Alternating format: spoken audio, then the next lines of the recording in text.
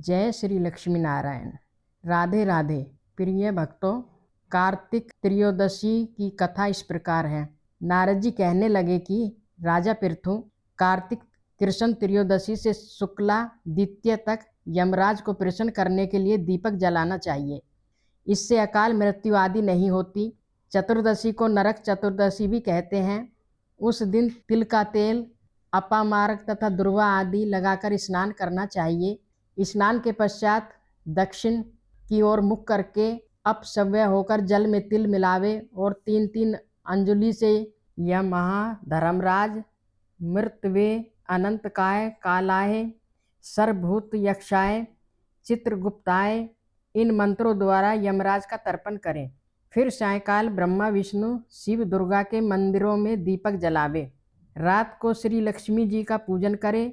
यदि कोई शस्त्र से मारा गया हो तो चतुर्दशी को उसके निमित्त भी दीपदान करे। इससे अक्षय फल प्राप्त होता है। फिर कन्या, ब्रह्मचारी तथा तपस्वियों को भोजन करावे। इससे यमपुरी को न जाकर शिवलोक की प्राप्ति होती है। गौशाला में दीपक जलावे।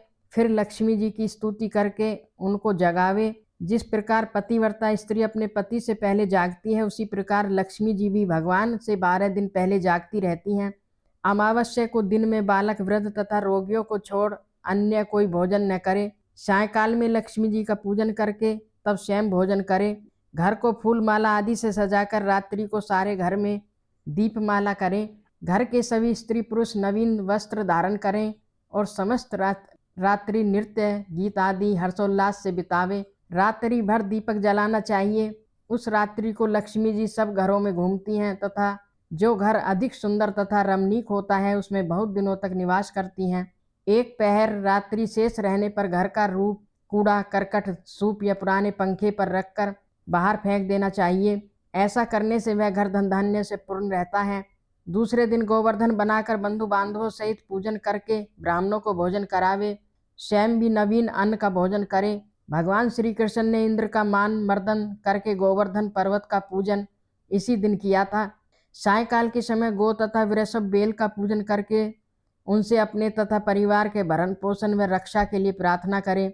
बलि और उसकी पत्नी विंध्यावली की मूर्ति बनाकर सायंकाल के समय पूजन करके दान आदि क्रिया करने वाला परिवार सदा सुखी रहता है। अब नारद जी कहने लगे, हे राजा पृथु, जो कार्तिक कृष्ण अमावस्या को दीपावली करता है वह कभी दरिद्र नहीं होता। इस संबंध में एक इतिहास सुनो। थूरसेन देश में सत्य शर्मा नाम का एक अत्यंत दरिद्री ब्राह्मण रहता था। उसके मन में सदैव यही लालसा बनी रहती थी कि यदि मेरे पास धन हो तो मैं उसे दान आदि धार्मिक कार्यों में व्यय करूं। इसके लिए वह सदैव विष्णु का पूजन किया करता था। वह जो कुछ कमाता सब व्यय हो जाता। तब इस दरिद्रता निवारण का उपाय पूछने पर एक विद्वान से उसे बताया कि तुम धन को प्राप्ति के लिए शिवजी की आराधना करो। तब से वह शिवजी का उपासक बन गया। निदान 1 वर्ष बीतने पर एक दिन शिवजी ब्राह्मण का रूप धारण करके उसके पास आए और बोले कि हे विप्र, धन की प्राप्ति हेतु तुम राजा के पास जाकर उससे वरदान मांगो कि कार्तिक बदी अमावस्या को हमारे सिवाय और कोई अपने घर में दीपक न जलावे। ब्राह्मण ने ऐसा ही किया। राजा ने उसकी बात स्वीकार कर ली। निदान कार्तिक कृष्ण अमावस्या से एक दिन पूर्व अर्थात चतुर्दशी को सत्य शर्मा ने राजा के पास जाकर उसको स्मरण कराया तो उसी समय राजा ने सारे शहर में ढिंढोरा पिटवा दिया कि अमावस्या को कोई भी घर में दीपक न जलावे। राजा की आज्ञा अनुसार अमावस्या की रात्रि को किसी ने भी दीपक नहीं जलाया। जब रात्रि को लक्ष्मी जी नगर में आई तो देखा सारे नगर में अंधेरा है, मगर एक ब्राह्मण का घर खूब सजा हुआ है, साथ ही दीपमाला से जगमगा रहा है। लक्ष्मी जी प्रसन्न होकर जब उस घर में जाने लगी तो ब्राह्मण ने उसका रास्ता रोक लिया और कहने लगा, हे भद्रे, तुम्हारा पति अति कठोर है और तुम अति चंचल हो, इस कारण तुम हमारे घर में प्रवेश मत करो। तब लक्ष्मी जी कहने लगे कि भगवान के शयन के समय में आई हूँ, अतः निश्चय करके तुम्हारे घर में वास करूंगी। यह सुनकर ब्राह्मण ने कहा कि यदि तुम इस बात की शपथ लो कि 3 वंश पर्यंत तुम हमारे घर से नहीं जाओगी और यही वास करोगी, हमारे घर में आ सकती हो। लक्ष्मी जी कहने लगे कि यदि तुम विधि पूर्वक पूजन करोगे तो मैं निश्चय ही तुम्हारे घर में वास करूंगी। यह सुनकर ब्राह्मण ने पूछा कि मैं किस विधि से तुम्हारा पूजन करूं। तब लक्ष्मी जी कहने लगी कि कार्तिक बद्धी अमावस्या को प्रातः काल स्नान आदि करके देवता और पितरों का पूजन करो। सायंकाल हमारा पूजन करें। सबसे पहले स्वास्तिवाचन द्वारा गणेश जी का पूजन करें, फिर कुबेर का पूजन करके संकल्प करें। तत्पश्चात लक्ष्मी जी का पूजन करें।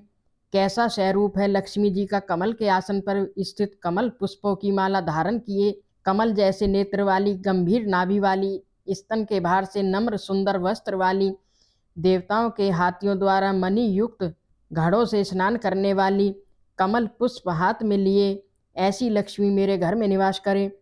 सर्वप्रथम लक्ष्मी जी को आसन दे, फिर पाद अर्घ, आचमन, स्नान, वस्त्र, धूप, दीप, नैवेद्य, जल, तांबूल, सुपारी, इन सब वस्तुओं का अर्पण करके नमस्कार करे। दीप जलावे और तामस रात्रि भगवान का कीर्तन करे। इस प्रकार कुबेर तथा लक्ष्मी जी का पूजन करके ब्राह्मणों को भोजन करावे। तत्पश्चात बंधु बांधवों सहित आप भी भोजन करें। सत्य शर्मा ने विधिवत इसी प्रकार किया, जिससे उसके बहुत सा धन धान्य हो गया। इसके बाद उसने अनेक यज्ञ भी किए। फिर सत्य शर्मा विरक्त होकर मथुरा जी चला गया और वहीं पर समाधि स्थित होकर विष्णु लोक को प्राप्त हुआ। बोलो श्री लक्ष्मी नारायण विष्णु देव भगवान की जय।